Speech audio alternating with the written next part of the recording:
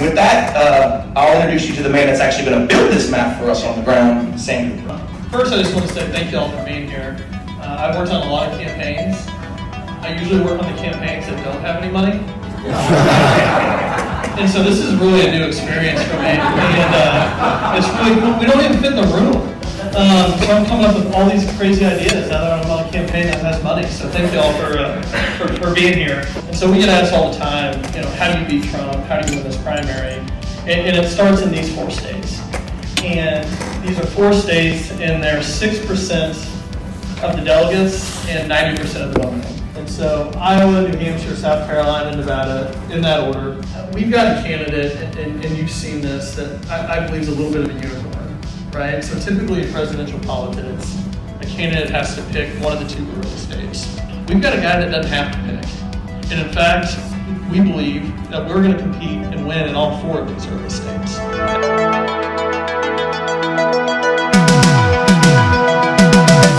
Welcome back to Why Are We Like This, a sort of a special edition of the true crime podcast that treats Florida like the active crime scene it is. I'm David Quinones.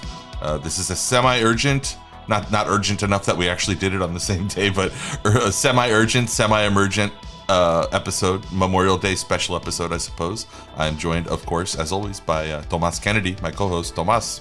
Yeah, it's an episode where we got our hands on a little evidence from the crime scene. We're going to be analyzing it, dissecting it. Our sweaty little fingers. Disgusting fingers. And the sweaty little fingers of the show, our other co-host, Gerald Doherty. You're not the sweaty little fingers. I don't know why I segued that way, but you know what? I stand by it. My fingers are dry and the appropriate temperature, and I'm feeling very good. I'm feeling very spoiled by the governor of Florida. I am, like that stereotype they have of the Democrats of like, oh, they want to expand social programs so that people will vote for them because they'll be dependent on them. I do think that he's doing a similar thing with content, where if he creates enough embarrassments, it'll get people like me addicted enough to his campaign that I'll have to vote for it to keep it going, because then the gravy train will run out once he loses, and I don't want that to happen. Hey, it worked for Trump in 2016, but Trump had enough moments where, we laughed at him, but he did have some really good moments when we all collectively, whether you liked him or not, laughed with him. Yeah, it's true. DeSantis doesn't have those moments at all. This is all accidentally funny. Yeah. Of the most recent accidentally funny news coming out of the DeSantis camp. Well, I don't know. It's Monday morning on Memorial Day. There might be something that I've missed. It's a barrage. It's a fire hose of embarrassment. So I might be wrong, but it feels like the most recent one is what our topic is today. Leaked audio. We're going to talk over, in sort of a director's commentary fashion, some leaked audio that came from a secret DeSantis 24 debriefing for donors. It's kind of shitty audio, so we're going to turn it down a little bit and just listen to it and kind of give our own insight. It's about 40 minutes of audio, so we'll talk through it, and again, we're going to be kind of doing the Ben Affleck, talking shit about the entire core premise of Armageddon and why the hell they wouldn't just train the astronauts how to use the drill instead of how they, had to get drillers to become astronauts, which was a good point. Like, why the fuck, Michael Bay? But we're going to be doing that. That's what we're going to be doing for this next 42 minutes. Tomas, can you set us up like what this is? This is like some audio that's coming out of, you were right around there at the time. It was on the same day as the protest that happened. Yeah. And the announcement of Ron DeSantis' official, botched announcement of his presidential campaign, which itself promises to be a botched presidential campaign. And I believe this was on Wednesday, right? And outside of the this was inside of the Four Seasons Hotel. Yeah. Also, let's skip around. I don't want to listen to the whole 42 minutes again. You guys are gonna have to guide me because I find all of it wildly compelling. So basically, it's a meeting of DeSantis' top donors and bundlers, and people from as Laura Loomer said it in my Because Miami interview with her, it's revenge of the nerds, right? All the losers, the cucks, the donor class from Jeb Bush, Ted Cruz, Marco Rubio, everybody that got burnt by Trump in 2016. they gathered at the Four Seasons to basically bundle money, to make calls, do call time, and try to get the bag for DeSantis. And at a certain point in the meeting, like DeSantis' top poster and some of his strategists got all the donors together in a room and presented what they deem is their path forward to victory, and it's just really stupid. It is objectively like not convincing, and that's why we have this audio, because the donors shared it saying this was lackluster. No one left the room confident. Yeah. So to credit where it's due, and when when you're enough of a sort of swamp creature, this is the kind of audio that lands in your lap very often. And credit to the swamp creatures over at Florida Politics. They were the ones who received the truth this. Gators in the swamp. The Truth Gators. I don't even know where Florida Politics is based out of. Tampa, I would suppose, based on that guy that runs it. He seems like a Tampa guy. He seems like a St. Pete guy. I think St. Pete. Yeah. So, credit to them. We're going to be playing it off of their SoundCloud, and you're going to be getting to listen in. And I think the first person that we're going to be listening to that we hear is a gentleman by the name of Ryan Tyson.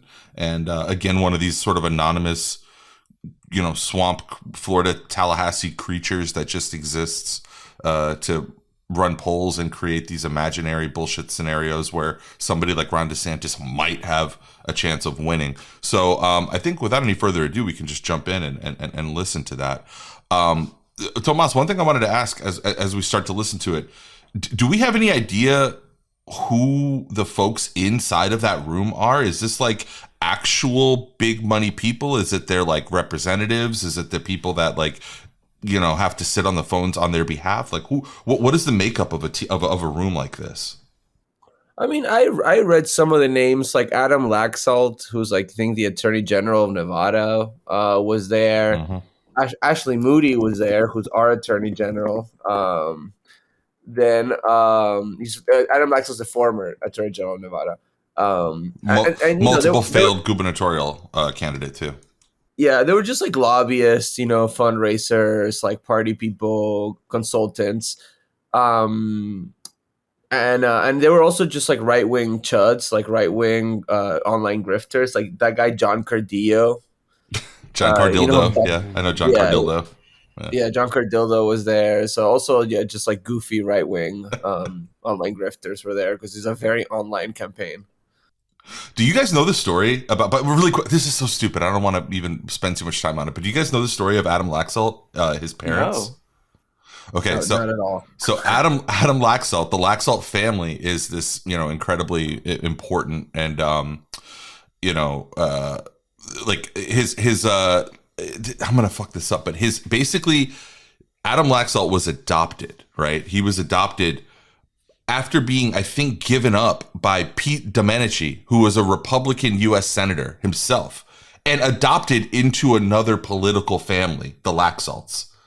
So, like, it's this weird, like, almost, I just watched the season finale of Succession last night, so it's like this weird, perverse, like, intra-family fucking Nevada power politics move where they basically, like, handed a baby off. It's the weirdest fucking story. I don't want to off-road our episode into it. It's just one of the weirdest. Adam Laxalt's background is one of the strangest things out there in politics. Another loser. Another fucking loser. The parents knew immediately. I don't want this one. Give him to fucking somebody else. That's horrible. All right, so without any further ado, let's listen. The first thing we're going to do is we're going to join the conference already in progress. Let's go. And like we say, the audio sucks shit. So, just kind of listen to us. Don't focus on that. First thing we measure is total name ID. How many people know? So here they're going to get into the idea of name ID and Ron DeSantis' name ID being marginally lower than Donald Trump's.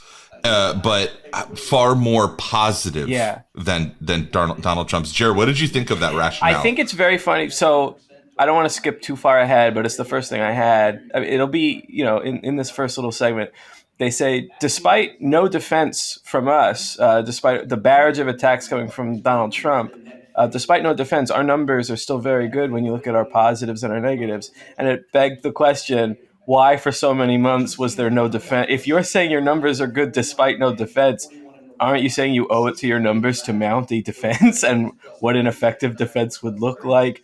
I mean, they've gone on a little bit of offense. I saw DeSantis on Ben Shapiro a couple days ago, where he's running through the Trump's COVID failures, but that's about it. He's also talking about like how he would pardon Trump if someone in the Justice Department were to come after him. Like he's trying to play both sides of the fence. So it's just very weird for them to talk about how everyone actually likes Ron DeSantis, but he's still, even in office, going to be a little like lick spittle for Donald Trump. He has to Yeah. like split the difference here. Reminder for everybody out there listening that if you couldn't make it through the botched Twitter announcement, one name not mentioned during that entire however long they talked Twitter space was Trump. They didn't. To your point, Jared, they're not going after him. They're starting in to, any real way. but like in a very controlled settings where they know that the interviewer is favorable to them. It's all his surrogates too. Like it's all Right. his like hyper online loser surrogates. But like that's Twitter. Like that's not penetrating to your average Right. voter. Like that's not Right. in mainstream media. That's not on Fox News. So I mean, maybe they will, but yeah, like most people are not, in the weeds of just like Twitter threads all day. Right. Like I only know about it because I went out looking for it. But how many people are actually taking the time to do that? Yeah, exactly.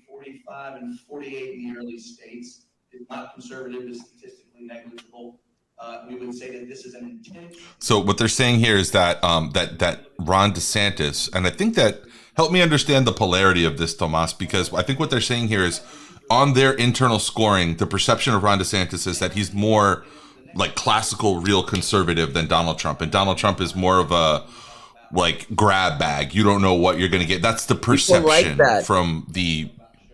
That's Yeah, why they voted. Yeah, That's why he got clearly all it's these like resonating. non-voters to vote for him because he was like throwing a grenade at the system. yeah, Yeah, I mean, a lot of people have said this, so it's not like an original thought. And, I'm really not trying to shit on Elizabeth Warren or whatever. I'm not trying to catch that smoke. But Here like, we go. don't come Here at we me, yo. go. Um, but no, a lot of people are saying it that like DeSantis is the Elizabeth Warren of the Republican primary because he's this guy that's like yeah. he has the No. plans. He's the most conservative. He gets the policy done, and like no one gives a shit about that, man. No, you have to have like faith in the party for that to resonate with you still. You have to think that the party is the vehicle for those plans. And I think people are at a point that they know that the parties are beholden to someone and it's not you. And they don't care how good your plans But are. especially on the Um, Republican side, like people just want to be entertained and just like own yes, the other side super hard. yes. In this section, the guy also says, I'm voting for Ron DeSantis because he's Donald Trump without the crazy. See, like you said, Thomas, they like Donald Trump because he's They crazy. like He's the walking crazy. Like content. Yeah, Like he's walking clickbait. content farm.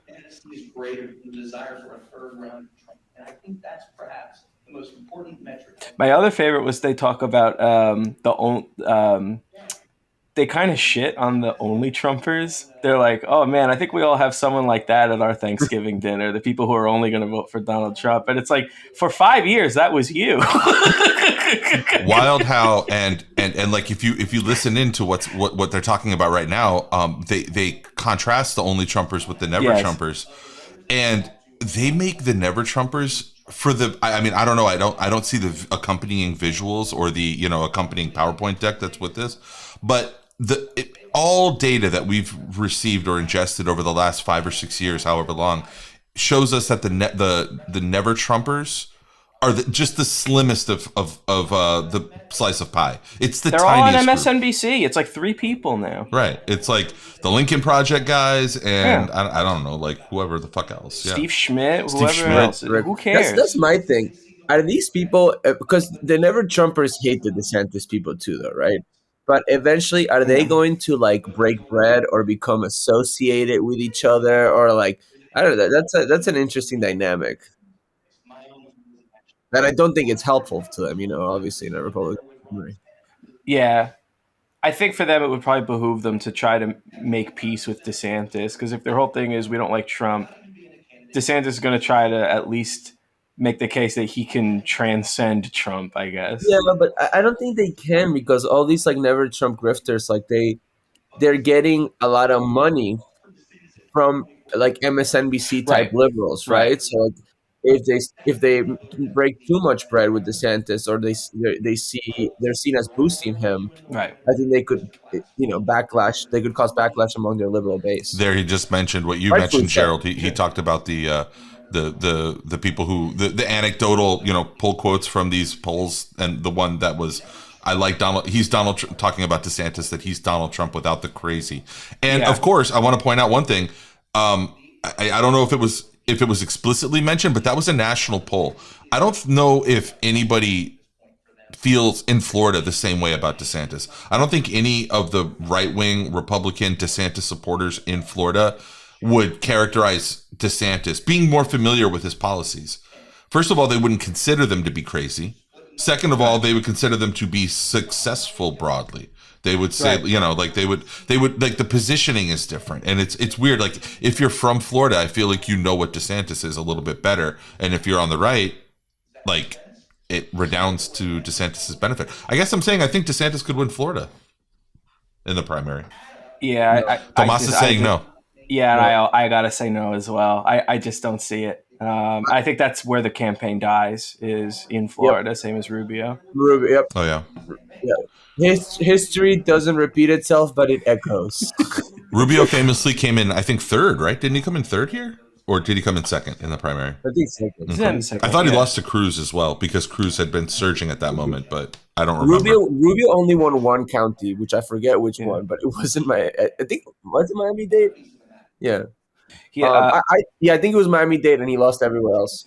If memory serves me correctly, Cruz didn't really start resurging until the Wisconsin primary, which he, I think, beat out Trump in. And then I think it died in Indiana, if I remember correctly. I fucking think that DeSantis is going to get, like, Mondale'd. Like, I think he only wins, like, Utah. That's it.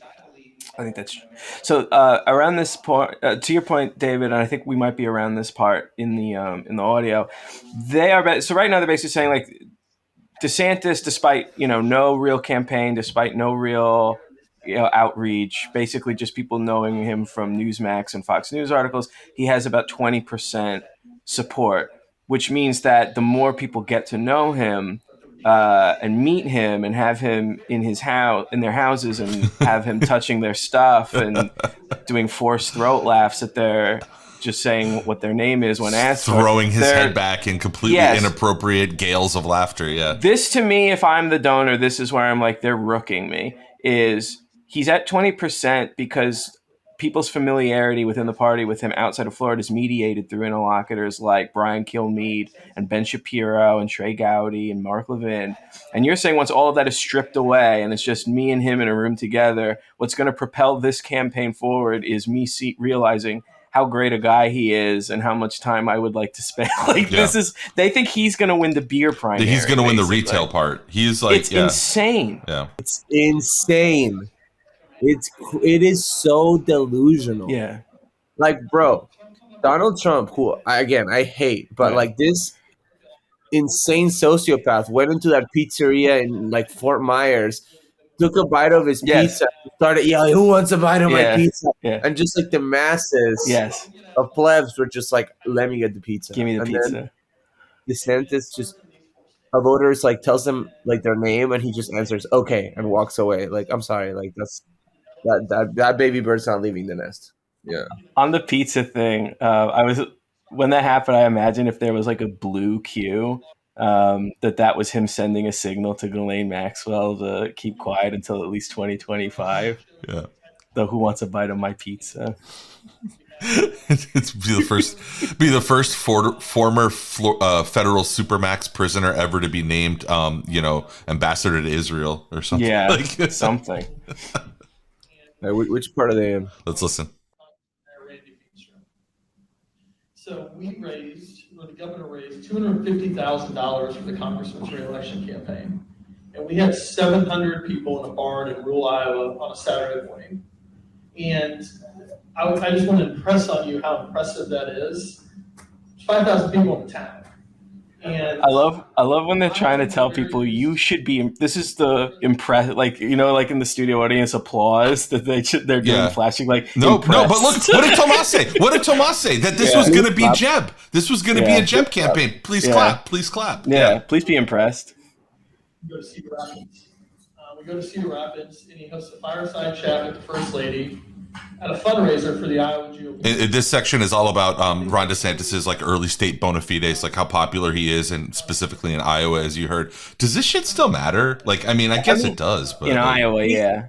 You know what? His whole strategy reminds me of the Bernie campaign, because I worked in the campaign in 2020, and I remember. I mean, like I was very skeptical of the strategy, but I was nowhere near the pay grade enough to affect that. But the whole thing was like, as we all remember, was like, let's win Iowa, let's win New Hampshire, get like the momentum of Nevada, and going to Super Tuesday is supercharged. yeah. There were a lot of just like, I think, mistakes in terms of like resource allocation and prioritization of states. But they kind of have the same thing where they're like, we got to win this, like Iowa, like New Hampshire, like these early states, get the momentum, and go into like the Super Tuesday like days, with Mhm. supercharged, and try to basically ride the wave of narrative of success narrative. Yeah. But I just like that's been tried so many times, and like I don't know, I just don't Yeah, think that's gonna. I remember I didn't know that was. I mean, like obviously that makes sense to like kind of build that narrative and Yeah. But I mean, I really remember that. I mean, I remember how disappointing it was right at the beginning of COVID when the whole Bernie narrative kind of smashed against the rocks, and all of a sudden it was second place, fourth place, third place, fourth place, fifth place, third place in Texas. Fucking third place or what was it, like I forget, man. There were some that like just really stuck out, and it was like, fuck, dude. That's what I'm getting at, right? Like it's good. You should have wins in those early states, but like with the Bernie campaign, so many resources went into those early states that like later primaries where I think were not prioritized or resourced. And I think this could happen. Like if they go so hard in these early states with DeSantis, I think that could happen to them. Is it fair? Like obsessed with winning like Iowa, New Hampshire. Is it fair from a layman's political perspective to assume that the DeSantis campaign is going to be more well moneyed than Bernie 2020 was?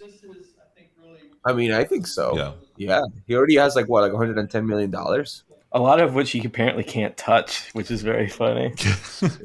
I do want to talk about that because there is an NBC story that's out. Ron DeSantis administration officials solicit campaign cash from lobbyists, and an entire article about how not just these folks in this room of this audio that we're listening to are being sort of activated, but the actual state employee direct reports of Ron DeSantis are being activated to apply the thumb screws.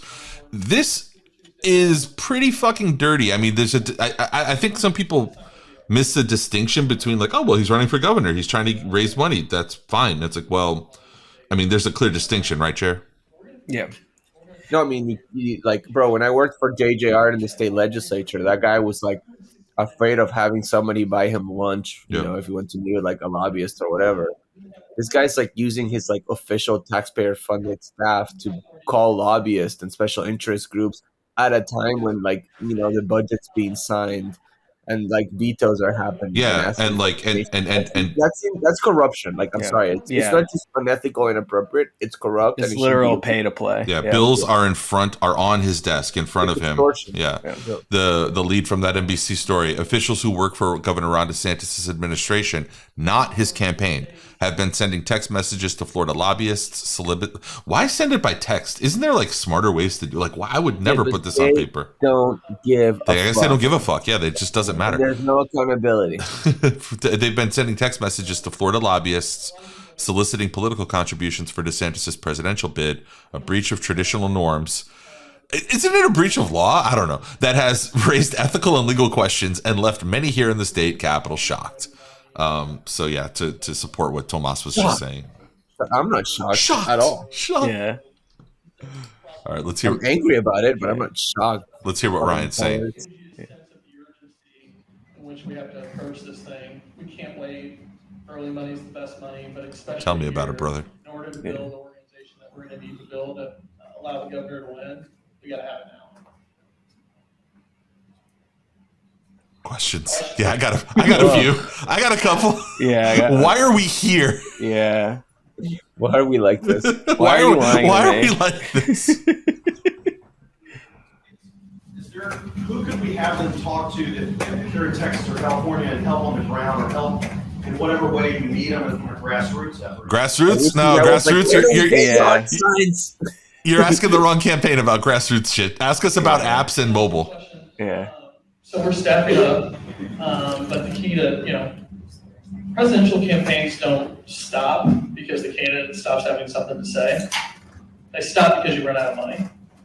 Which is why Trump has been able to keep campaigning forever. I know. Yeah, that's such like a fucking like dumb guy trying to sound like smart at campaigns thing to say. Like, shut up. California directors, we have Texas directors. It's not a day one hire. We've got people lined up, ready to go. Right now, if somebody wants to volunteer, frankly, I encourage them to go to the website. Go check out the mobile website. Look on my website. The mobile layout website. They had it fixed by like the next day, but I screen captured it. I have a full screen cap of it. Like the Bubblehead website. That to me was like, I know we talked about it in the previous episode. I could not believe that someone actually programmed the little wobble on his head. You know who's missing? I'll tell you who's missing from either side of the Trump and DeSantis thing. Let's hear it. Who was the weird big Swedish dude that was like the head of Trump's digital, and he lives down here, and he got arrested for beating up his wife. Oh, Brad Parscale. Brad Parscale. That's the guy. That's the free radical that both of these campaigns are missing. Just like a weird shit poster who somehow elevates himself to some like leader of digital position that like actually like is more effective than all the bullshit pod save dudes that like come out and do like the shitty digital, like all those guys that they would always bring in and interview on like on Jon Favreau's show and shit like that. Like, but he had a mental breakdown. Icarus flew too close to the sun and his waxy wings melted really quickly. Let me tell you, I don't think that Brad Parscale wouldn't accidentally make a mobile only website, but his would work. It would actually work. Like he would make the same mistakes, but they'd be blessed by weird like Swedish magic, like Skarsgardian magic. Yeah, he was a big boy. Like he was a big guy, man. That guy was like 6'6", 280 or something. Yeah, he's a fucking Viking. I'm looking his Twitter up. He's still on Twitter. He's still tweeting. Because that's 65% of the Iowa voters, something like that. It is. And something like 40 or 50% of the ex-voters, people don't know it. So, did you guys get the feeling that the questions were at all probing or hostile, or were they all kind of like, I love him too, just like you. How can I love him more? Some of them sounded like therapy. There was one I wrote, I don't know if we passed it, but one of them was the evangelical vote versus the non-evangelical vote.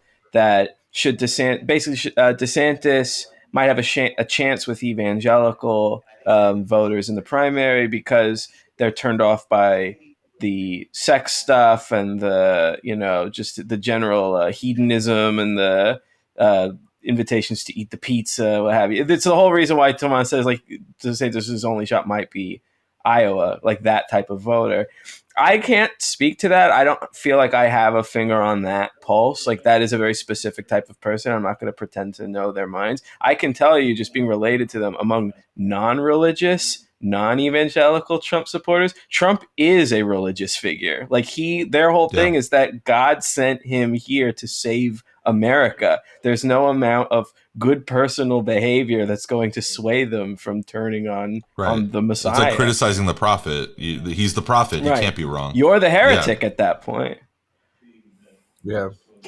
An imperfect man is sent to save a perfect nation. He did not.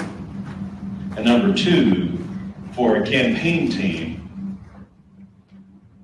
9.5 out of 10 campaign teams, someone would have been on the phone with a reporter leaking to throw somebody up under the bus before it was even. And literally, that's what's happening right now. The only reason why we're listening to this audio is because some asshole leaked. That was a very meta moment right there. That was like a unbearable weight of massive talent, like type of meta. literally what's happening to you right now. You're being recorded right now as you speak. Yeah. As we speak. Jay, I love that the person who was recording this was probably like, LOL. But that does bring up a good point. I think what this questioner, who I don't know whose voice that is, maybe somebody who is more deeply ensconced in the world of rich Republican Floridians would know who that was just talking. I don't know, but it brings up a good point of like, and we alluded to it at the beginning of this call. It's like, when do you go on the attack? Like, fucking grow a pair of acorns and throw some punches. And if you're Ron DeSantis, you must have some dry ammunition somewhere for Donald Trump. Not just the basic stuff of the Trump stuff, but you're Ron DeSantis. You have all the resources and oppo in the world. There's got to be, and you've worked pretty closely with Donald Trump from like 2015 to 2020. Like, there must be some shit that you have. And it sounds like, reading between the lines of this very polite dinner, this donor dinner, like, people are getting antsy and waiting for, DeSantis supporters are getting antsy, waiting for him to throw his first punch. And like we were saying, like, he's not throwing it anywhere where it's not safe to do so. Right. And where he's criticizing Trump, it's basically job performance during COVID, and that's it. I don't know if they'll escalate. I don't want to give them free ideas, but like, do you remember the whole in 2016, like the MAGA people would be like, oh, did you know that Donald Trump was actually for gay marriage before Hillary Clinton ever was? Like, he's actually more pro-LGBT than she was. So that's the type of stuff where if you're DeSantis, it's like, you won't have any DeSantis supporters saying that I actually promoted gender ideology earlier and sooner and better than Hillary Clinton. That's not going to be the type of supporters we're going to like. That's the kind of stuff that he thinks is going to play to them. And like, maybe he'll come and arrive on that point. You're selling it to the people who are already voting, like, maybe for you at that point. Like, if your whole thing is gender ideology, you probably aren't going to go for Trump. Like, Trump doesn't talk about that stuff very much. Right. Like, and when he does, it seems very like he's reading off a teleprompter. And more importantly, he's forgiven. Like, it doesn't matter. Right. Like that's what he thinks. Or I'm sorry, I've long maintained this, and I keep saying it on this podcast and other places, but the Chris Rufo caucus, it's not a winner both in the general or even the Republican primary. Like, they're weird, alienating. They're too weird. Yeah. It's just odd. They're too creepy. They're bad hangs. It's weird because it seems like the whole point of that was, how do we peel back white suburban women from the Democrats? And we'll first try CRT, and then we'll try trans sports and trans bathroom and whatever it is. And by trying to appeal to people they think are like normal, they've made themselves into the biggest freaks. Like, it's very strange. Well, let me tell you guys something I think is really interesting. Our former guest on the show, Jen Berkshire, who has the wildly popular Have You Heard education podcast, has had in the last couple of months some really interesting episodes where she's been showing like digging deep into county levels in very red areas where the groomer narrative, the pushaw led, not just in Florida, but in New Orleans, Louisiana, Missouri, a bunch of other states. There's really early tremors that the whole Christopher Rufo project on the K through 12 level, as opposed to the higher ed level, is really falling apart because of the uncomfortable weirdness of having these fucking freaks show up at your school board meeting with like creepy fucking signs about, child rape and shit. And you're like, what the fuck are you talking about? My kid's been going to the same school for 6 years. I'm not worried about them getting the teachers, molesting them. Cause it's like, I'm way more worried about that shit happening at Catholic church than in my fucking school. And that, her reporting is showing that like this wave of Moms for Liberty shit might have broken, or it might be in the process of breaking and receding, because this is one of those things where there's so many school boards and so many elected positions nationally. You can use it almost as like a running bellwether of like where people's emotions are at. And I don't know. I think that's interesting, and it kind of supports what Tomas is saying. This shit is limited. It's creepy. It's weird. Get away from me. I don't want to hear about this. I've been saying it for months. But they were talking about the same thing in Chapo Trap House. You know what I mean? Just how alienating it is. And Chris Rufo, who's one of the quote unquote intellectual leaders of this fucking garbage. Like, this guy is well, not single-handedly, but one of the main culprits of the Republicans eating shit during the 2022 midterm elections. Like, the orientation that he put like a lot of candidates on, specifically DeSantis, and like the spillover effect into other campaigns is like very responsible for the shitty, weirdo, creepy messaging that was so prevalent in the 2022 midterms. And I do think, yeah, they're right. It's like a huge cost as to why so many Republican candidates ate shit in what should have been a favorable year to them. Yeah, it's a turnoff. It's also, I also like do not think that it can, like, their whole thing is we're going to appeal to the kids with this. Like, you show up at the schools because you're trying to like get the kids on board with you. If you're a 12-year-old Fortnite addict and some mom for liberty freak with a sign shows up, what do you think what stories about that person do you think they're going to be telling on their like stream later on that night is going to be about how cool they thought that she was? No. She was so based. Yeah. No, absolutely not. Gonna be like, these people are freaks or losers. There's like a type of person who like they're like, I know how to appeal to the kids, and they only ever get picked up by the elderly. As like, this person says they can appeal to the kids. That's what I like. I remember one Christmas, my dad got me Bill O'Reilly for kids, or like the O'Reilly factor for kids, thinking he was gonna like help me see his point of view of things, but from like a kid-friendly message. And it was the only time where I looked at him and I was like, Dad, what the fuck is this? Yeah. Like, yo, we should have an episode where we dissect Bill O'Reilly for kids. That's O'Reilly factor for kids. Right-wing book. Yeah. O'Reilly factor for kids. Honestly, a lot of it has aged poorly because they had like, do you remember like the QWERTY keyboard thing? Like on a BlackBerry? Yeah, they had like he had text shorthand slang for kids, like in case you missed it. We could package that up, Tomas. We could package that up. There were some that he clearly made up himself. We could package that up with a review. You know who else had? Another famous Floridian too, to stay on topic. Who else had a huge line of products aimed at kids was Rush Limbaugh. Yeah. Rush Revere, and all of the rewritten historical. Just by the way, just want to comment really quick how just dreadfully boring this fucking campaign is that we're talking about a 2-year-old dead, like a long dead fucking right-wing commentator, rather than actually fucking listening to this boring This is probably what bullshit. The people in attendance were doing, was changing the subject at their own table. Yeah, they're probably just finding talking something about else other to shit. talk about. This is exactly what I would do if I was there. Just change the subject. Be talking Just like a loud table in the back. Yeah. Chit chat in my table about like anything else. Running commentary, completely unhinged from the actual topic. Yeah. Imagine you give Rush Limbaugh. So I think there was a fire alarm in there. What, Tomas, was that you pulling the fire alarm in the Four Seasons? No.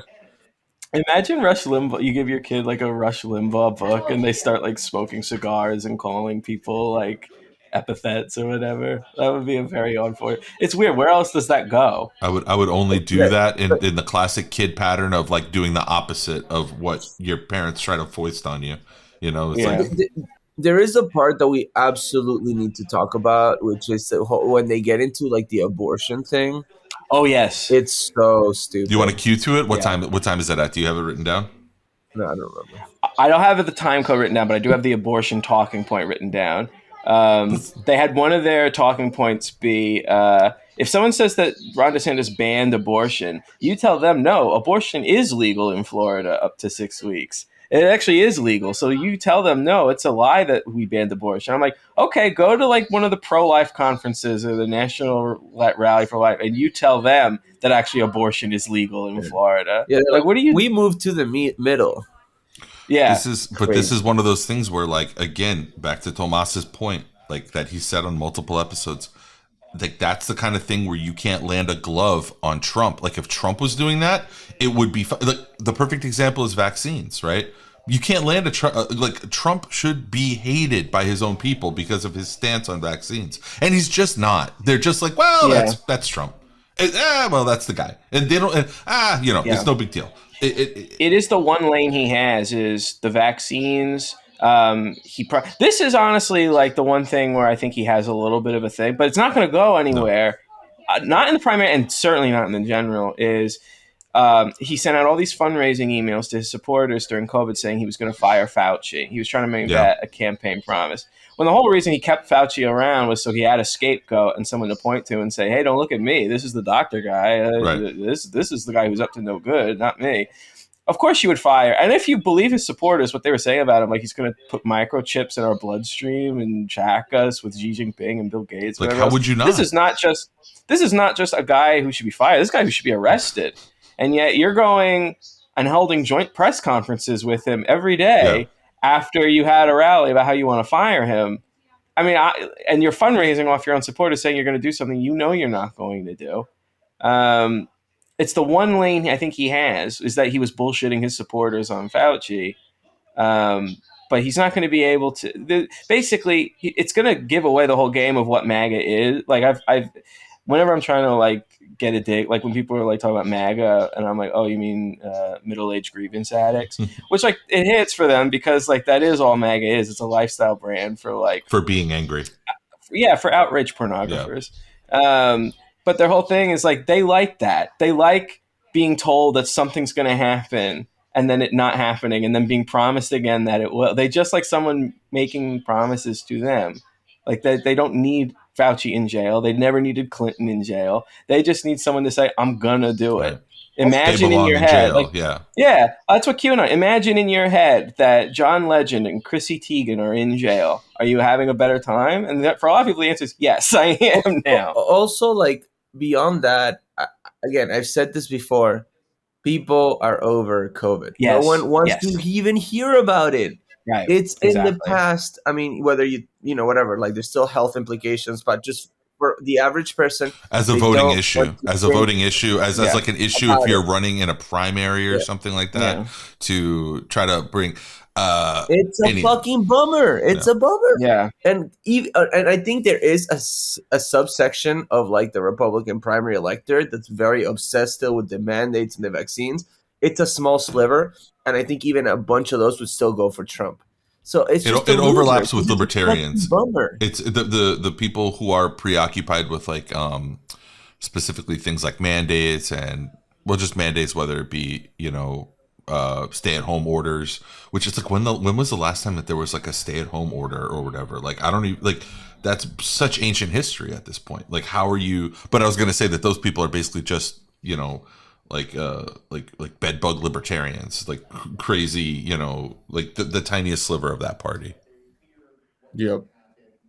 In the general election, and then the other half of the people I spoke to said, I liked him better 6 months ago when he was more in the middle, not to the right. Can you give me some talking points regarding those questions from potential voters? What would your talking points be, T? No, I'd be like, no, the guy's a fucking loser and he sucks. Let's hear what they say. So your question was essentially, he wishes he would be more in the middle, essentially like that better? Is that basically what it was? Okay, those folks live right here, and that's their cap, right there. See that? So you just described, Tom, the candidacy of Nikki Haley. That's what you just described, right? And I would offer to you, you also described the candidacy of an Asa Hutchinson, right? Exactly. They're talking about Disney. Like, that's all they're talking about. They're talking about people who are like, I'm going to make woke outlawed. Like, I'm going to any company that, like, we'll see how many companies are still in business after Pride Month. Like, that's what they're talking about. Mark my words, you'll see that in the data as this thing goes on. Mark my words. I know what I'm talking about. Like, it will, that kind of candidacy is already embodied. Those are the kind of voters that look for somebody who's thoughtful, right? Thoughtful, like a fucking loser. Yeah.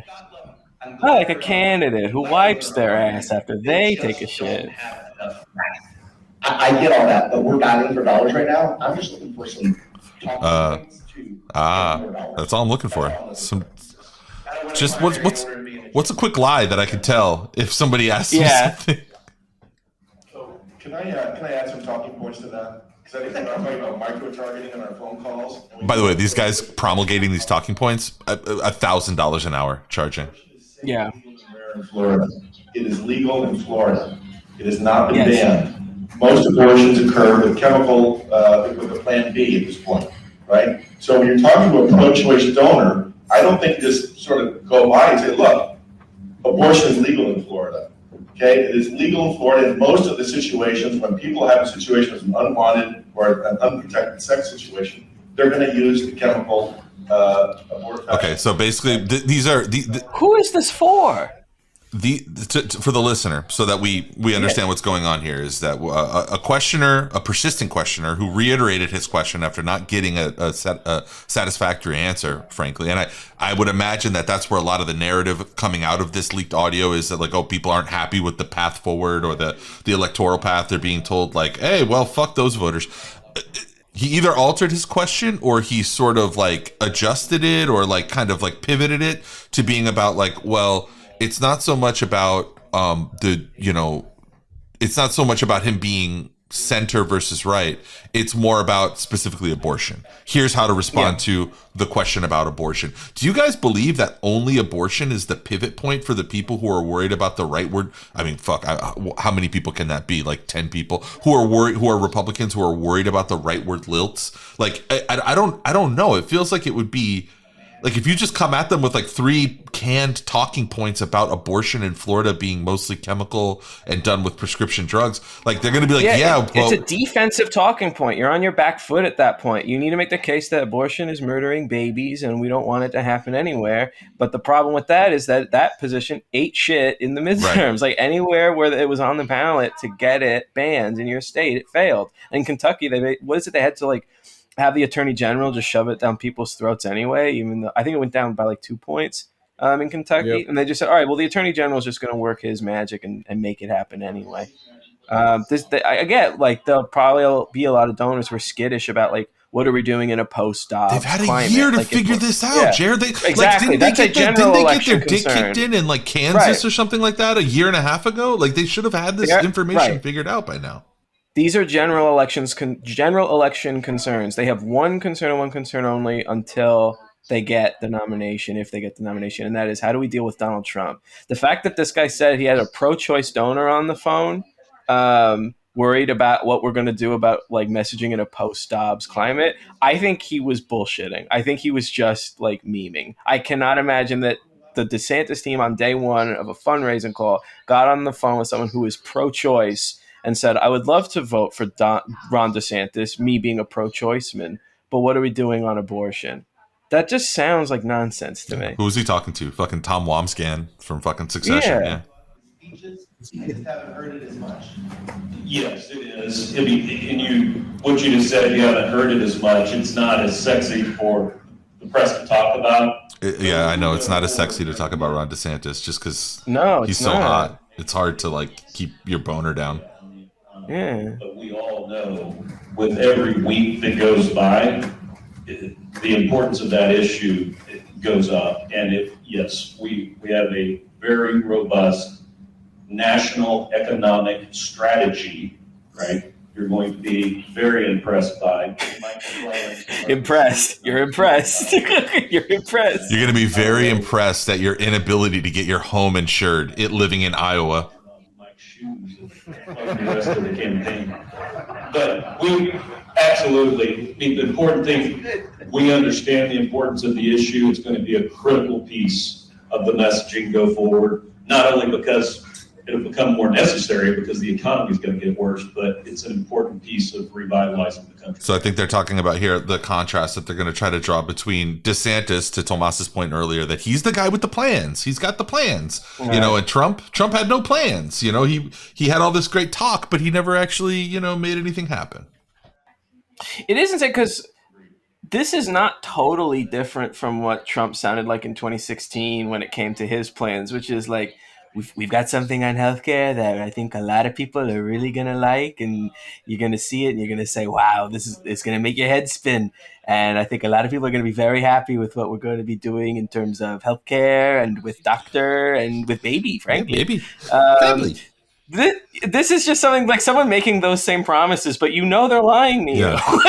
like it's not fun to listen to. At least Trump tells funny lies. Yeah, I think most people knew that they were being lied to or had like the feeling, but with Trump, it's kind of just like funny to watch. It's like lie to me, baby. Yeah.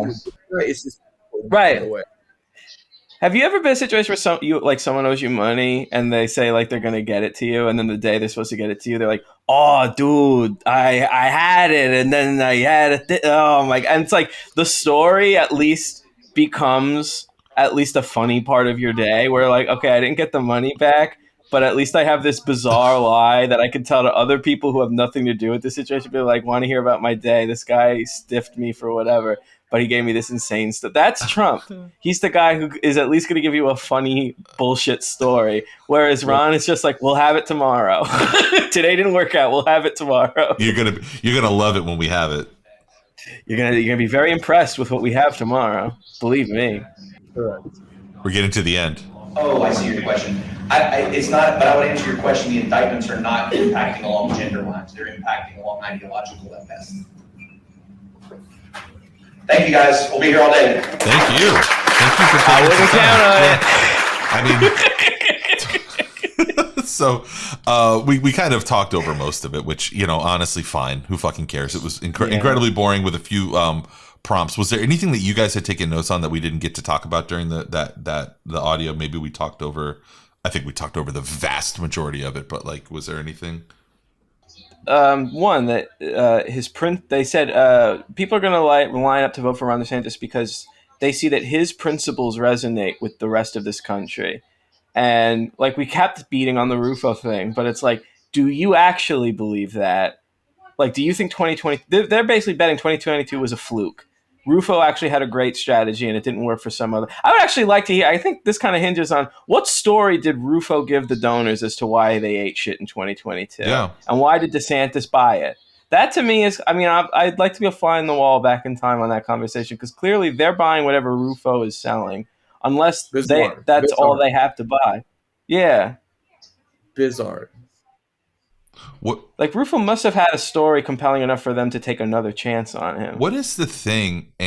What is the? I guess what is the wedge here? Like, what is the thing animating a person to be in this room and not part of the warm, fuzzy, crazy MAGA-mobile? Like, why be with this guy? Like, I don't get. Like, first of all, as a voter, that's, I know, very casual, specific, and personal, but as a representative of a huge pool of money, which all these people are, representatives of huge pools of money, why? I don't get it. Because I already told you, bro, it's revenge of the nerds. It's all these losers that got burnt in 2016 that find Trump, not reputable and like embarrassing and breaking of norms. Yeah. And unpredictable. They don't like that. I mean, it's true. The party establishment and the donor class doesn't like Trump, right? And they want to get rid of him. So, and these people, I think, are a lot of them are grifters, but also I think they're more ideological. It could be, right? So they see Trump as like a grifter, like New York liberal who's just, cosplaying as a conservative, which is mostly true, to be honest. I mean. Any final observations? I'll throw one out. I think only one voice that we heard with one question was from a woman, which like, yeah, a lib fucking take, be like, oh, inclusiveness. But like, honestly, like the only people you're going to be putting on the phone to like call out is because like presumably these people all, put their hands in the middle, said, team on 3, 1, 2, 3, DeSantis. And then like they all went and got on the phones, right? And like none of them were women. I don't know. Like, I don't, maybe that's just a lib preoccupation that I have baked into my head or something. But that's one. Yeah, but I mean, these people aren't calling like, grassroots donors or anything. Like they're calling like special interest lobbyists, other white dudes. Yeah. They're taking out their Rolodex, and calling their like, from their personal contacts. And the only thing this like cast a shadow on in my mind was this feels like you said, the Revenge of the Nerds, them wish casting back to 2015 when the non-Trump field wasn't split up among so many different candidates. Like it is like them being like, if this was the dynamic in 2015 where we just had one guy with one message with conservative political bona fides or whatever, we could have taken out Trump. And it's like The issue is your party has been captured by nothing more than, I'm sorry, like just a cult of personality. Yeah. Donald Trump could come out with a plan for Medicare for all tomorrow, and he wouldn't lose a single supporter in the Republican primary. They would say they have good deals in Canada. That whole thing about prescription drugs, the prices being lower, it's because they have this other healthcare system. And we have this bad system, and he wants us to have the good system that the other countries who are so much, they're smarter than us, they're rooking us, and he wants us to have the good deals. This was a thing that I used to complain about, and like I talk about so much on my old podcast with Jewish David, is the fact that like this guy had a this is a man who could have changed the fucking world. He could have changed the world. He could have literally taken, like, just repackaged a bunch of necessary, like, reforms, like Medicare for all, and just been like, oh, this is good now, everyone. And every one of his supporters, he's the only person ever who could have had every one of his supporters just, like, be like, okay, all right. Like, yeah. So, and it was, I know it's naive and stupid to expect, like, somebody like him to do that, but, like. Oh, no, I was just saying, like, yes, like, he was never going to do that because there's no political reason for him to do it and sell that within the Republican. I think what we're all wishing is that he ran in the Democratic primary instead.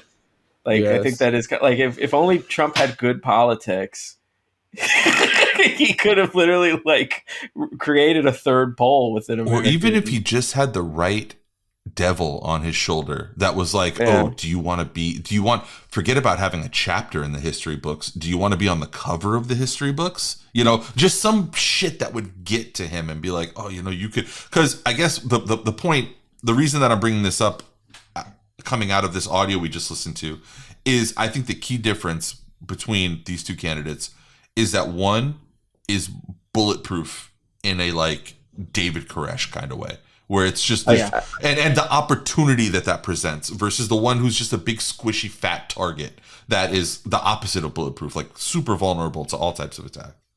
I will say that the sexual assault and the grifting is also off-putting. And it's qualifier. We would also have to get, if that didn't happen, would also be good. We should underline, we're talking about the symbolic Trump. We're not talking about the specific physical, actual existing Trump. We're talking about the meme, the idea of the man. Like, we're not talking about, again, like we were saying, like, Ron is very off-putting to be around. If some guy was just offering me his half-bitten pizza saying, hey, do you want some of this? You want some of this? I'd be no, like, please. No, not really. All right. Well, that was it, guys. Thank you very much for listening through this wonderful piece of audio, little inside glimpse into what really goes on in rooms that are too expensive for any of the three of us to be in. Now you know the enemy's strategy. But apparently even the people who can afford to be there don't want to be. So, I mean, fuck it. Puffy said it best, man. Puffy said it. More money, more problems. Wait, was it Mace? I forget what it said. Whoever it was. Someone said it.